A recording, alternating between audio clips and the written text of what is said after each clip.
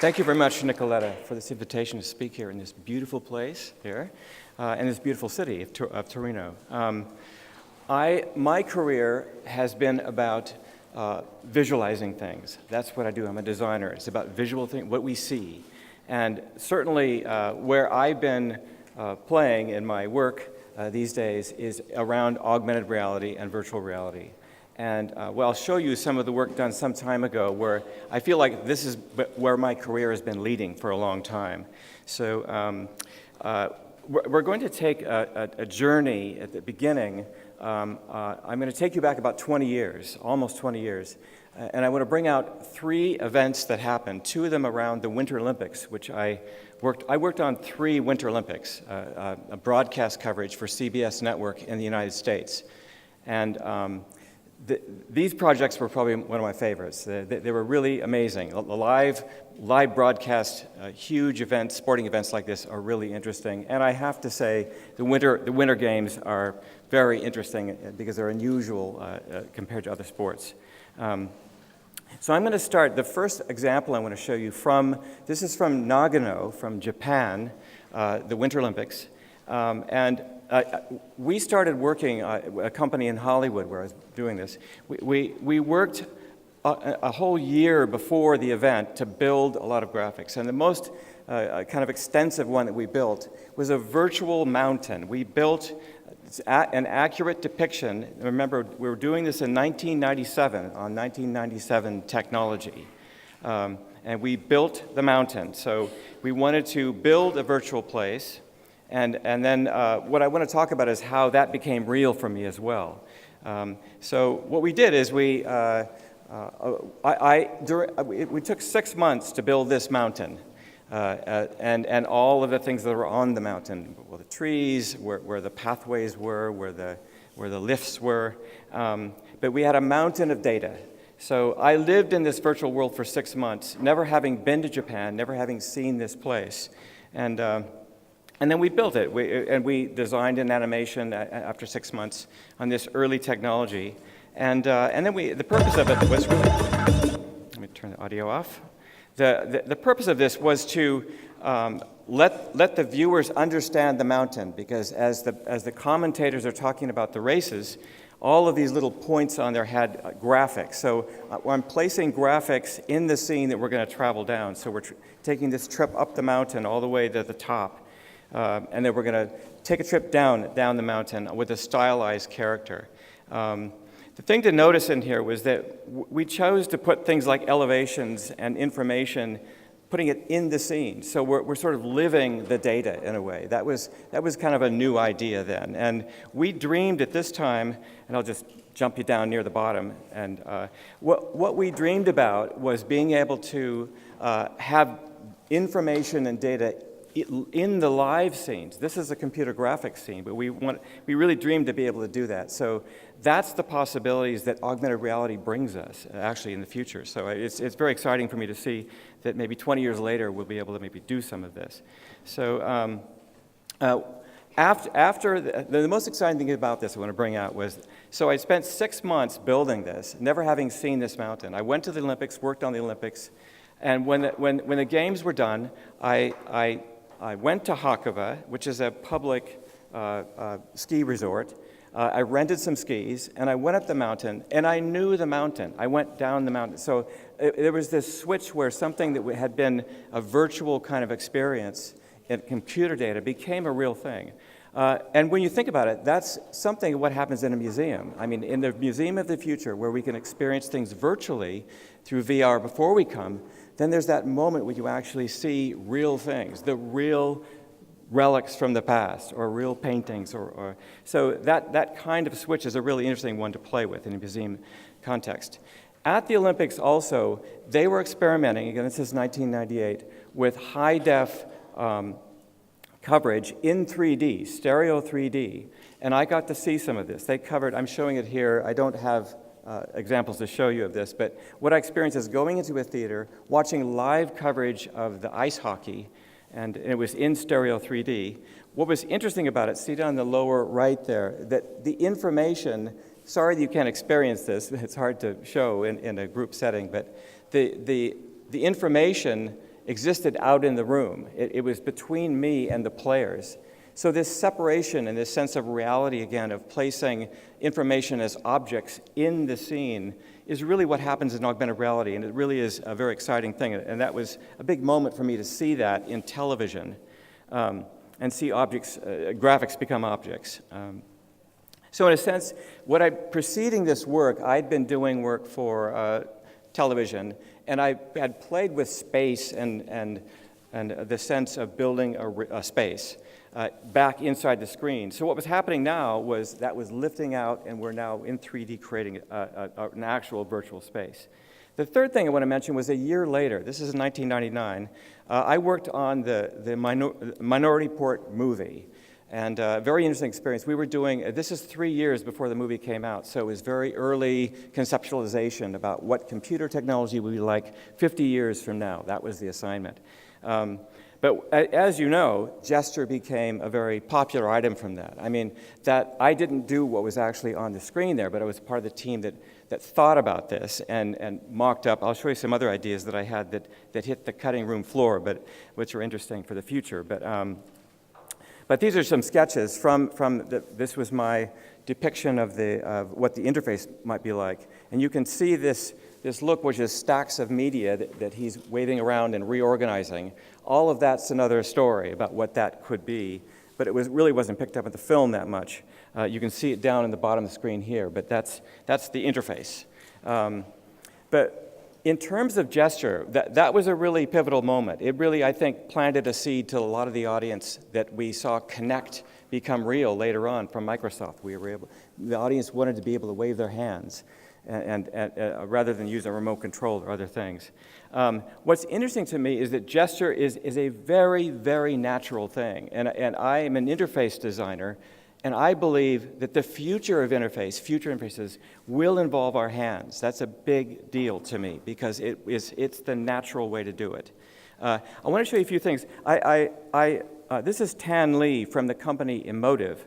And notice that she's gesturing while she's talking here. I have it silent.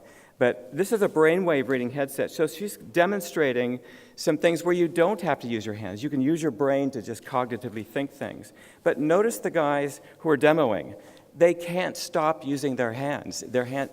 Even though it's not registering his hands, it's registering his brain. He's going like this. It's like, I mean, this is what we do. And here in Italy, this is what we do in Italy. You know, this is the way we talk. So it's a very important item that's naturally a part of how we do it. So interface, in my opinion, in the future still must be ingrained in the hands, and we'll show something about that. So we'll go past this. So this is some other things. So the important thing about gesture that I learned, and I've done a number of interfaces for television, for example, with gesture, is that it isn't just about how we do things. It's how you organize that information on the screen. So one of the kind of simple things that I've done with television interfaces is what you see right here. I'll do that again. It's really placing key things on those 4 directions, which when you gesture, it's very simple to detect that way or that way or that way or that way. And that seems like a very simple thing, but that's a structural thing that's a foundation for a lot of the gesture that I've worked on. So directions essentially are given meaning to themselves. And the key one there that regarding dimensional space is the Z space, the one where we're actually using in the space that's often it's defining in 3D, but we don't really think about that much. So there's a product that I worked on augmented television, which I sort of pulled it apart here. You can see there's a TV that has the green thing in the background is a sporting event, but floating in front of that is other information. Now that floating in front, that separation of graphics, which is that separation, so you pull it apart from what you're augmenting, is really important, and that's what came from the understanding that I talked about earlier from that ice hockey event there too, seeing that separation. And it has to do with if we were use augmented reality to understand things about these paintings, it may want to be separated, maybe in front, so you could refocus your eyes, your ability to sort of use your hands to gesture things. So these are where I'm headed with this, where I really love the idea of being able to process information about objects and about other things. The way that, that my product that I've been working on for about 3 years, it works with, Jess, it works with Connect, with big motions like you saw in my report. It works with Leap, which is even a little bit more getting to your hands, more subtle things. But my favorite way for today's technology that works so incredibly well is using a smartphone with no graphics on it. It's a trackpad. So you simply hold it in your hand and you're doing this. In the same way that when you use many of you use a laptop, you don't have to look at that trackpad. It's virtually moving things on that are in front of you. So that's kind of the way that I see it working. So let me show you how that works. I mocked this up for showing the thing down at the bottom is your smartphone, which really just has a line down the middle of it. That's all it has. And then you've got, say, your TV, or this could be something in the background you're augmenting. So if I double tap the screen, it introduces an information possibility. Those things on the left are, you can call them apps. They're types of things that you could do with what you're augmenting. So double tap brings it in, and then if you move your finger up and down, it simply moves those things up and down. It's like you're virtually touching them back there on the screen. And the process of opening is just pull it across. The one you get in the middle, pull across, and it opens up. And then when you're done, you pull it across like that, and it's done. So that particular behavior that's the foundation of the way it navigates. A little bit more detail, if you have one open, if you move your finger on the left side down, it pulls the Z-space forward or pushes it back the other direction. And then if you move your finger the other side, which is all very simple to do without looking at the phone, it scrolls your information like a feed of information up and down. So in the world of museums and that we're talking about here, all types of information could be organized and presented and placed on servers that the audience could actually access and get they could interact and get all sorts of information about what they're looking at in your museum. If I push this 10 years forward, I really think that this that we saw, 20 years ago is probably, it's not discrete. It's a bit public when I wouldn't want to be doing this in a public space. So the movement to make something, I'm going to push 10 years forward, maybe from now. There was an idea that I had in my report, and I said maybe for textual input, we would use something like signing for the deaf. We would use hand signals like this. That technology really exists today to be able to do that. I mean, it means some learning on the part of the public to do that. But there's something that has been happening recently around Google's Project Soli. I don't work with Google. I'm just presenting what is on their site. I've seen, you can see what they're presented. I know that it involves what they're calling radar. But this is what it looks like. Now, when you see this in operation, if it looks like what they're doing, those gestures are a combination, probably, if you combine that with what I'm talking about. If I wanted to do a textual input, I could do something like letters or words this way. And then also gestures are gestures which are moving things around. So this might be what it looks like in the future.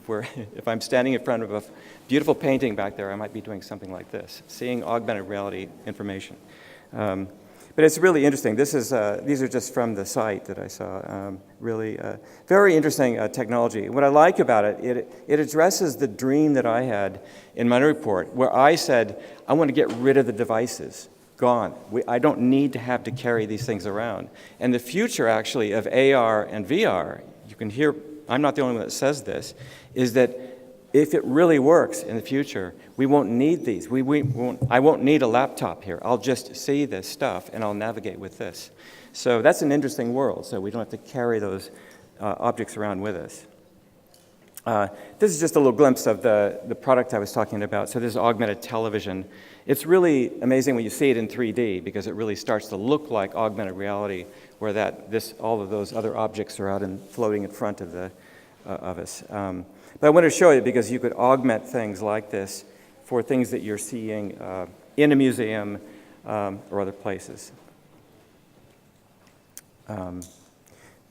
This shows that maybe just a little bit, I'll run through this again, just as if if we were using virtual reality, so really have a complete scene. This is a sporting scene, but it could be any kind of context, where again, you're navigating information about that. Whether there's other video that comes in, or you're looking at players, or you're looking at objects, that those could all be navigated that way. So you could augment museums. That's where this is all headed in my conversation. You could augment objects. I like the idea that in today's world, there's a lot of activity around virtual reality, that for your customers, your people who want to come and see your museum, they can see it remotely from any other country, and they put this on. And the beauty of VR is that it's quite immersive. It feels like you're there, it's in 3D, and you could do these interactive things that I'm talking about as if you were here. So thanks very much, and look forward to the day.